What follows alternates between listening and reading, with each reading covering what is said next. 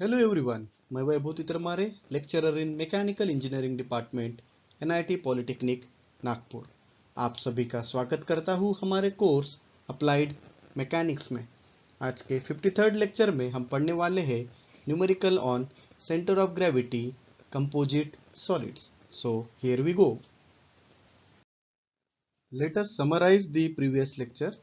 In previous lecture we have solved the numericals on composite solids. I hope आप सभी ने homework किए होंगे। Learning outcomes. After completion of this lecture, you are able to determine the center of gravity of given composite solids. These are the program outcomes which are going to be achieved after successful completion of this lecture. आइए दोस्तों start करते हैं हमारा आज का पहला numerical. पढ़िए question में क्या दिया हुआ है। Find the center of gravity when a sphere of diameter 50 mm is placed coaxially on a cylinder with a diameter 50 mm and height 100 mm। तो हमें क्वेश्चन में ये दिया गया है कि हमारे पास एक स्फीयर है। ये क्या है? स्फीयर। और जो ये स्फीयर है ये इस सिलेंडर के ऊपर प्लेस्ड है कोएक्सियल। कोएक्सियल मतलब दोनों का एक्सिस कैसा है? सेम है। ओके। इसका जो डायमीटर दिया हुआ है वो 50 सेंटीमीटर है। सिलेंडर का भी डायमीटर आपको 50 सेंटीमीटर दिया है और सिलेंडर की हाइट आपको 100 mm दी हुई है। भैया अगर डायमीटर अगर 50 सेंटीमीटर है तो रेडियस उसका आधा 25 सेंटीमीटर हो जाएगा, बराबर है। तो आइए इसको सॉल्व करते हैं। हमें पता है कि सबसे नीचे वाली फिगर को हम 1 नंबर देते हैं और उसके ऊपर वाली फिगर को हम सेकंड नंबर देते हैं। क्या ये figure symmetrical about x axis है? मतलब इसके जब हम दो पार्ट करेंगे तो दो सेम पार्ट बनने वाले हैं। अरे बनेंगे कि नहीं? फर्स्ट फिगर हम बनाते हैं सबसे पहले। यहाँ पे फर्स्ट फिगर क्या है हमारी? पहला है सिलेंडर। ओके, तो पहले सिलेंडर बना लेते हैं। इसका डायमीटर आपको दिया हुआ है 50, तो रेडियस 25 हो जाएगा। ठीक है, रेडियस 25 और हाइट आपकी 100 है। दूसरी फिगर हमारा स्फीयर है जिसका भी रेडियस कितना है? 25। हमें पता है पहला सिलेंडर, सिलेंडर का वॉल्यूम क्या होता है? Pi r square h. So pi r कितना है? 25 स्क्वायर इंटू एच कितना है? 100। तो V1 बताइए कितना आएगा? V1 pi into 25 square into 100 is 196349। 196349.54। दूसरा है स्पीयर। स्पीयर का वॉल्यूम क्या होता है?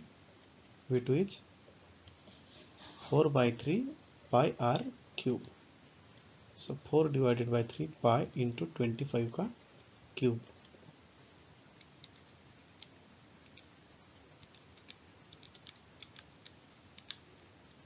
तो वो मिलेगा आपको 65449।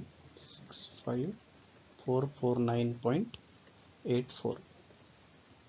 अब ये जो कंपोजिट फिगर दिख रही है सिमेट्री का वाला एक्स एक्सिस है, तो इसका हमें एक्स डायरेक्ट मिलेगा, बराबर है। कितना मिलेगा? x1 50 का आधा करना पड़ेगा, दैट इज 25। इसी प्रकार से x2 भी हमको 50 का आधा मिलेगा, दैट इज 25। और इसी तरह से हमको इसका x बार भी कितना मिलेगा? 25 mm। ये हमें डायरेक्टली मिलेगा। ओके। अभी हमको जो सिर्फ कैलकुलेशन करना है वो किसके लिए करना है? हमको कैलकुलेशन सिर्फ y बार के लिए करना है, बराबर है। तो सबसे पहले हम सिलेंडर का देखते हैं। सिलेंडर यहाँ पे इसका सेंटर ऑफ ग्रेविटी है और यहाँ से जब हम ऊपर जाएंगे तो हमें y मिलेगा, बराबर है। तो सिलेंडर का y क्या रहता है? क्या रहता है सिलेंडर का y? h/2। वो भी हमको रेफरेंस से मिल रहा है। कहाँ से मिल रहा है वो? रेफरेंस से, बराबर है। तो y1 हो जाएगा हमारा h/2।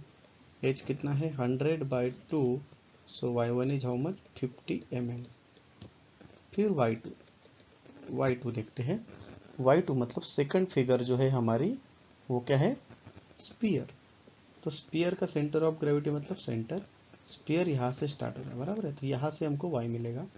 स्पीयर का y रेडियस रहता है, लेकिन वो यहाँ से मिला हमको, क्या है ये 100 ऐड करने पड़ेंगे। यस, हमको ये 100 mm ऐड करने पड़ेंगे, बराबर है। सो y2 हो जाएगा हमारा radius plus 100। So radius is 25 plus 100, that is 125 mm, बराबर है। तो हमें y1 और y2 दोनों मिल चुके हैं। अभी हम y बार निकालते हैं। y बार का फार्मूला क्या है, v1 y1 plus v2 y2 upon v1 plus v2। v1 कितना आया था हमारा 196349.54 मल्टीप्लाइड बाई 50 प्लस v2 कितना है हमारा, v2 is 65449.89 multiplied by 125 whole divided by 196349.54 plus 65449.89। तो अभी y बार कैलकुलेट करिए कितना आता है। तो पहला है 196349.54 multiplied by 50 plus 65449.89 multiplied by 125 whole divided by 196349.54 plus 65449.89।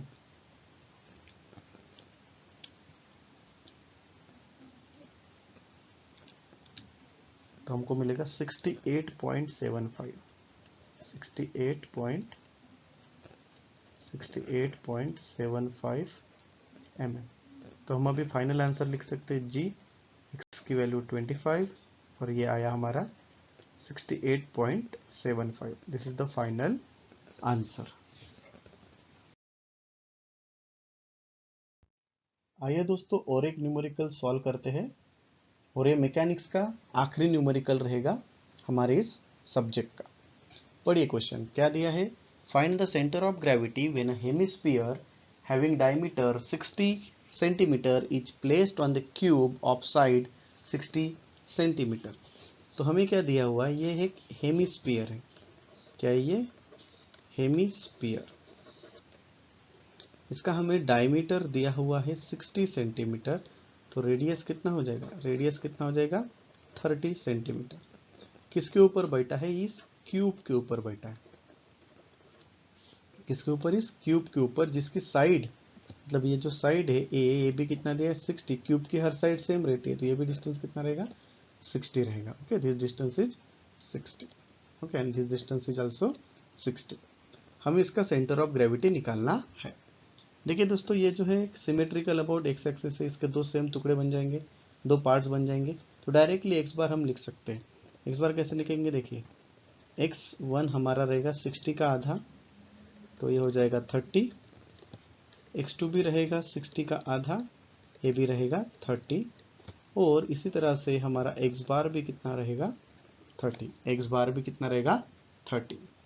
हमें अभी सिर्फ कैलकुलेशन y बार के लिए करते हैं। नीचे वाली फिगर को हम 1 बोलते हैं, ऊपर वाली फिगर को हम 2 बोलते हैं।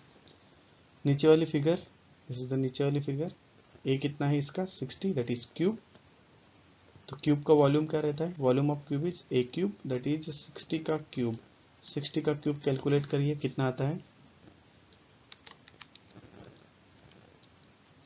216000 216000 mm का क्यूब। दूसरा है हमारा हेमिस्फीयर, जिसका रेडियस जो दिया हुआ है हमको 30 दिया हुआ है, और वॉल्यूम जो होता है इसका 2/3 पाई आर क्यूब। हेमिस्फीयर का वॉल्यूम क्या होता है 2/3 पाई आर क्यूब।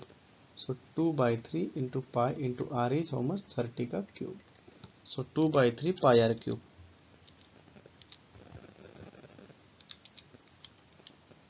तो वो आएगा आपका 56,8.6 सेंटीमीटर का क्यूब।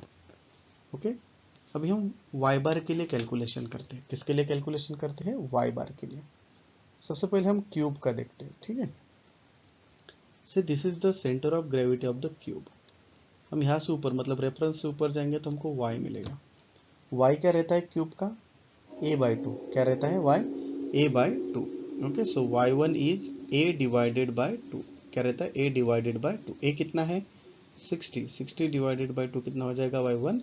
30 सेंटीमीटर। 30 सेंटीमीटर।